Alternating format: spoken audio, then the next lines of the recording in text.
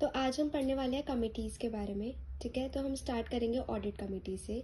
और ये वीडियो मैं इसलिए बना रही हूँ जिससे कि बहुत ही ज़्यादा क्लैरिटी मिल जाए, क्योंकि बहुत सारी कमिटीज़ हैं हमारे कंपनीज एक्ट में, LODR में। सो दैट एक क्लैरिटी नहीं होती हमारे माइंड में कि हम श्योर नहीं होते कि पक्का 3 ही डायरेक्टर्स थे या पक्का इंडिपेंडेंट डायरेक्टर इतने थे। सो जस्ट वो क्लैरिटी आ जाए, इसलिए ये हम पढ़ने वाले हैं। And I will make sure कि हम ये वीडियो फिर सिर्फ और सिर्फ मतलब ये पूरा पेज जो है आप देख रहे हो, ये पूरा ऑडिट कमेटी का पेज है। आपने इतना पढ़ लिया तो आपको ऑडिट कमेटी के बारे में सारी इन्फॉर्मेशन पता लग जाएगी। तो लेट्स स्टार्ट। तो सबसे पहले आता है ऑडिट कमेटी। ठीक है, ऑडिट कमेटी जो है वो लिस्टेड कंपनी पे एप्लीकेबल है। पहले हम पढ़ेंगे एप्लीकेबिलिटी, कि वो जो ऑडिट कमेटी है, ऑडिट ऑडिट मतलब चेक करना, कोई भी चीज रिव्यू करना, चेक करना, एग्जामिन करना। ठीक है, तो जो ऑडिट कमेटी है ये किन किन कंपनीज पर एप्लीकेबल है। तो सबसे पहले ये ऑडिट कमेटी एप्लीकेबल है लिस्टेड। ठीक है, लिस्टेड LODR का रेगुलेशन 18 लगता है। जस्ट फॉर नॉलेज मैंने लिख दिया, अगर आप ये याद भी नहीं करोगे तो इट्स ओके। तो LODR पे लिस्टेड कंपनी पे, देन पब्लिक कंपनी जिनका paid up capital, turnover and outstanding loans borrowings 50 CR और मोर से ज्यादा है। तो सबसे पहले ये एप्लीकेबल है लिस्टेड प्लस पब्लिक कंपनी जिसका इनमें से कोई भी लिमिट, कहते हैं paid up capital, turnover, outstanding loan, अगर इन अमाउंट से, ये जो अमाउंट्स गिवन है इनसे एक्सीड कर जाता है तो हम उसको बोलेंगे इट्स मतलब पब्लिक, उसको ऑडिट कमेटी बनानी पड़ेगी कंपनी के अंदर उस कंपनी को। ठीक है, तो एक बार लिमिट्स देख लेते हैं। 10, 50, 100। टर्नओवर हमेशा आप इसको याद रख सकते हो, टर्नओवर हमेशा ज्यादा होगा तो टर्नओवर 100 होना चाहिए। पेड अप कैपिटल कम भी हो सकता है तो 10, एंड आउटस्टैंडिंग लोन्स 50। तो 10, 50, 100। ठीक है, तो एक बार लास्ट टाइम इसको बोल देते हैं। एप्लीकेबिलिटी पे हमने क्या पढ़ा, लिस्टेड कंपनी पे एप्लीकेबल है और पब्लिक कंपनी जिसका paid up capital, turnover, outstanding loans in prescribe limit से ज्यादा है, 10, 100 एंड 50। ठीक है, देन आता है कॉम्पोजिशन। कॉम्पोजिशन पढ़ेंगे, फिर हम इसकी मीटिंग पढ़ेंगे, quorum and role, that's it. ठीक है, तो सबसे पहले हम पढ़ने वाले हैं कंपनीज एक्ट और LODR के बीच का डिफरेंस कॉम्पोजिशन में। तो दोनों में सेम है, 3 डायरेक्टर्स होने चाहिए, एटलीस्ट 3 डायरेक्टर होने चाहिए, मतलब इतने तो डायरेक्टर्स होने ही चाहिए। सेकंड पॉइंट ये कहता है, पहले हम कंपनीज एक्ट का देखेंगे जो बहुत सिंपल सी चीज कहता है कि 3 डायरेक्टर्स, मेजॉरिटी इंडिपेंडेंट रख लो। ठीक है, और मेजॉरिटी को फाइनेंशियल स्टेटमेंट्स अंडरस्टैंडेबिलिटी होनी चाहिए कि वो रीड एंड अंडरस्टैंड कर सके फाइनेंशियल स्टेटमेंट्स को, बस। तो 3 चीजें कहता है कंपनीज एक्ट, 3 कंपनीज एक्ट हम बस 3 चीजें कहता है। क्या, मिनिमम इतने directors 3, independent directors majority, and majority को आना चाहिए फाइनेंशियल स्टेटमेंट्स को पढ़ना।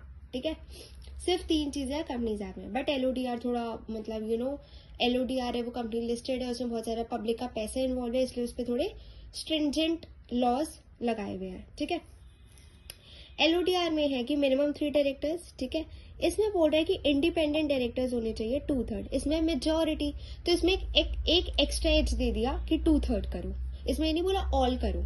ठीक है, इसमें बोला 2/3 कर लो। फिर इसने बोला ऑल इंडिपेंडेंट डायरेक्टर्स कब होंगे, अगर उस कंपनी ने SR इक्विटी शेयर्स करे हैं।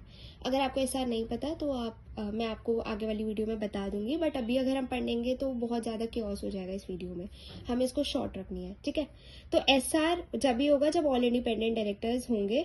अगर तुम्हारे SR कंपनी ने इशू SR कंपनी ने SR इशू करे हुए तो ऑल इंडिपेंडेंट डायरेक्टर्स की ऑडिट कमेटी बनेगी।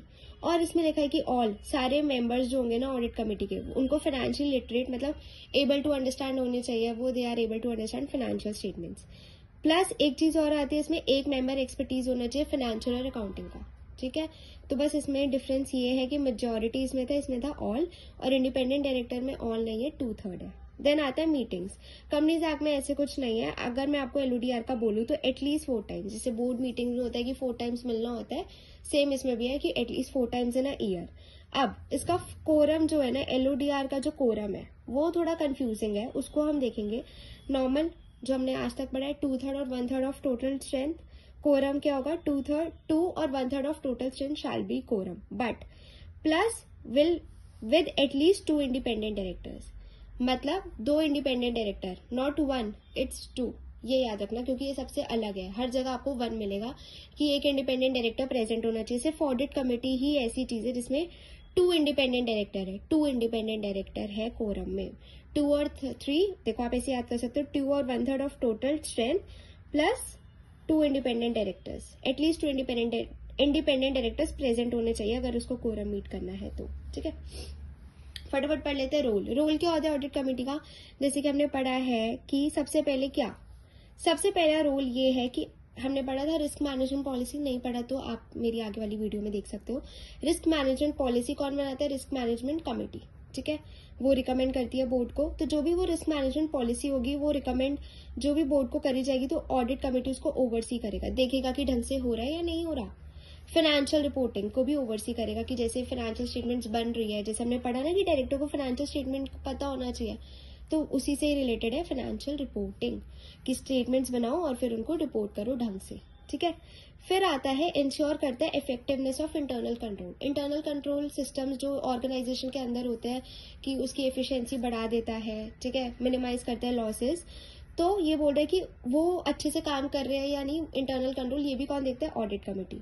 फिर रिव्यू करते हैं क्या? Whistle blower mechanism. Whistle blower आपको पता ही है हमें, विजिल मैकेनिज्म, कि अगर कोई भी फ्रॉड या कुछ भी रिपोर्ट करना है, कंसर्न्स किसी को कंप्लेंट करनी है तो डायरेक्टर और एम्प्लॉयज कर सकते हैं। ठीक है, तो इसको कौन देखता है? इसको भी रिव्यू कौन करता है? Audit committee. फिर अपॉइंट करता है, रिटेन करता है, ओवरसी करता है ऑडिटर्स। ऑडिटर्स ऑडिट कमेटी है तो ऑडिटर्स को अपॉइंट करेंगे, देखेंगे काम कैसा कर रहे हैं वो। एंड एक पॉइंट और है इसमें कि जो इंडिपेंडेंट डायरेक्टर होता है ना, इधर एजीएम में वो प्रेजेंट होना चाहिए। क्यों? क्योंकि शेयर होल्डर्स आएंगे और उनकी क्वेरीज होगी तो उसको रिजॉल्व कौन करेगा? Independent director. That's it guys, ये पूरा ऑडिट कमेटी के बारे में था and I hope you like it.